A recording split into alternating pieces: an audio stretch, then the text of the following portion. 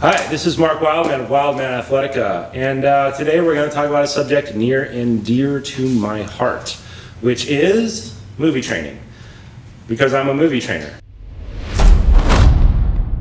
You have many different types of trainers in the world. You have a Pilates trainer, you have ballet trainers, you have football trainers, you have baseball trainers, you have soccer trainers. All of these trainers have something in the front of it, soccer, ballet, football, because they are specific to that sport. So I'm gonna go out on a limb here and call movies and actors sport, because that is what they are training for. So when you think about movie training, you don't want it to be ballet training unless you're playing a ballerina, and you don't want it to be football training unless you're making a football movie. The movies that I work on are basically all action movies. Hell or High Water, Star Trek 3, Wonder Woman 2, Outlaw King. So when you think about movie training, you want to think about what type of movement you want to create for that movie. So when you think about these movies, you have to think about what they are. Most movies have action in them.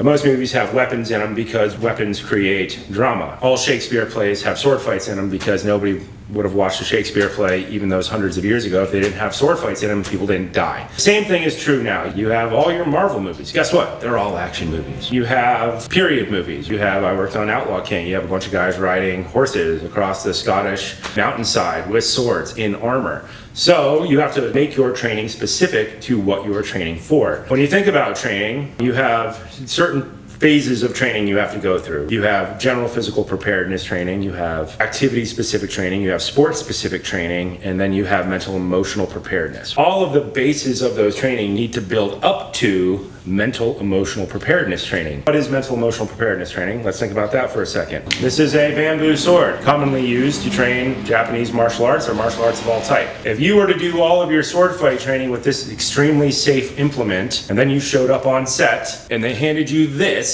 your brain would have a freak out. When you do your training, you have to make sure your training is mentally and emotionally preparing people as well as physically preparing them for what they need to do. And there's 20 videos, 30 videos, 100 videos where we could talk about what that is. And we'll talk about that. Why? Because it's my job and I know a lot about it. Most people go to the gym and they say, I want to look like this guy. Yes.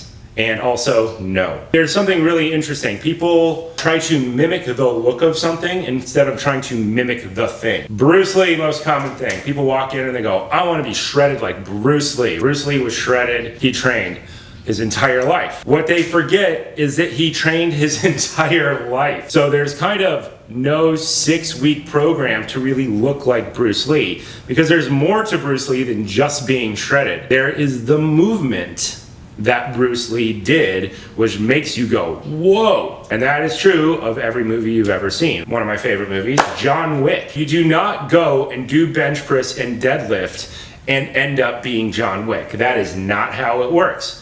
For some reason, people think that's how it works. It is not. You actually have to do all the things that you want people to do. If you're doing Outlaw King and you're riding horses up and down mountainsides in Scotland, what do you have to do? Ride horses. But you have to do more than ride horses. You have to ride horses in armor with swords and shields. Because you take somebody who rides English style, they have 2 hands on the reins. That does not work the second you put a giant shield on this arm, and suddenly you have to go to single hand riding, much more like Western American style riding. And now when you're steering your horse, you got this giant shield. Don't knock the head on the horse. Why? Because he's gonna get mad at you and throw your ass on the ground. Now you have to be able to do all these things sword in hand. You have to be able to operate that implement on either side. Even if it's an aluminum bladed sword instead of a steel bladed sword, doing this for multiple takes is hard. Therefore, you have to train specifically to the goal that you are trying to accomplish. There is a reason that I train heavy clubs, kettlebells, and maces more than I train barbells or any hammer strength machine. Things that you have to do in every movie. You get knocked down on the ground. Why? Because it creates drama. What do you have to do?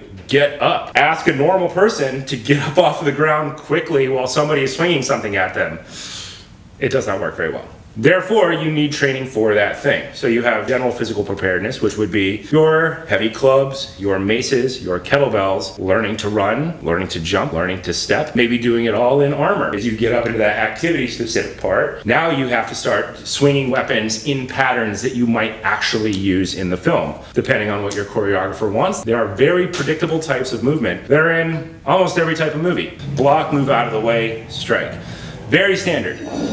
Not something that people are actually good at if they're, say, powerlifters. You do not get good at by doing bench press. Just doesn't happen. There are no symmetrical people in a fight scene. Correction. The people are symmetrical. How they move is not symmetrical. How you throw people is not symmetrical. How you take a knee is not symmetrical. How you get up off the ground is not symmetrical. All of these things are things that you have to think about when you're training for movies. Even if you are in really good shape and you are very strong and very conditioned, you still need to be conditioned for the thing that they are going to ask you to do. I'm going to use John Wick again because A, I love it, B, the third movie just came out. Hitting the ground and getting up over and over and over again is not something that you can just do. Even if you're a CrossFitter and you do a lot of burpees, that is one direction. You're getting down with your chest on the ground and you're getting up. When you get thrown and somebody drops you, any John Wick movie, every throw ever, those guys are not hitting the ground the same way every time. They're hitting the ground in many different ways and then having to get up from every one of those positions. Chest down, chest up, left side, right side,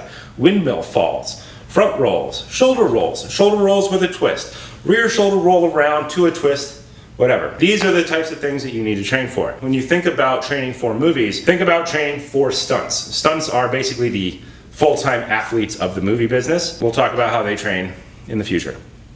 This has been Mark Wildman of Wildman Athletica.